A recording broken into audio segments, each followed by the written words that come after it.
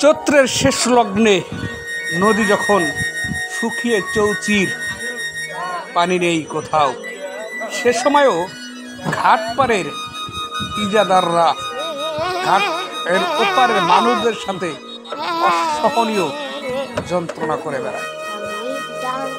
নদীতে পানি নেই, হাঁটু পানি, ঘাট পার হলেই 20 টাকা।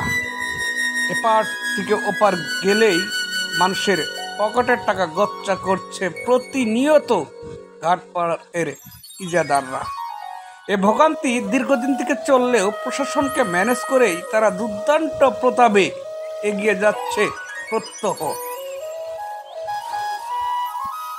কুড়িগ্রাম জেলার নাগেশ্বরী উপজেলার কচাকাটা থানার অধিকাংশ ঘাটপাড়ের এই বেহাত অবস্থা।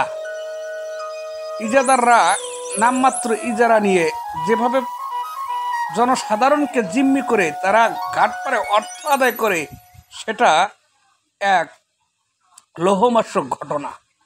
ঘাট পার হলেই 20 টাকা দিতে হয়, অথচ কচাকাটা থানার হাজার হাজার মানুষের প্রতিদিন জেলা এবং উপজেলা শহরে যাতায়াতের জন্য তাদের এই ঘাটগুলো পার হতে হয়। নদীতে পানি নেই, অথচ ঘাট পার হলেই 20 টাকা তাদের দিতেই হবে। এ যেন এক মগের মূল্য।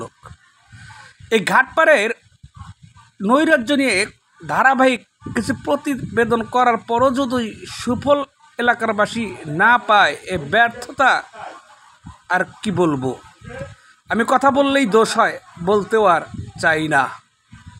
কতই আর বলা যায়, খালি হারমোনি বাজাতেই থাকি, অথচ এর সুফল কেউ পায় না।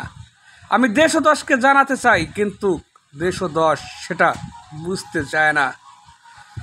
প্রশাসনকে ম্যানেজ করে তারা চলে, কিন্তু ব্যক্তি পর্যায়ে কেউ প্রতিবাদ করার সাহস পায় না। হয়তোবা আমি একমাত্র ব্যক্তি যা প্রতিবাদের ভাষা হিসাবে এই ঘাটপাড়ের অনিয়ম নিয়ে ধারাবাহিক প্রতিবেদন করে যাচ্ছি, হয়তোবা ভবিষ্যতেও যাব।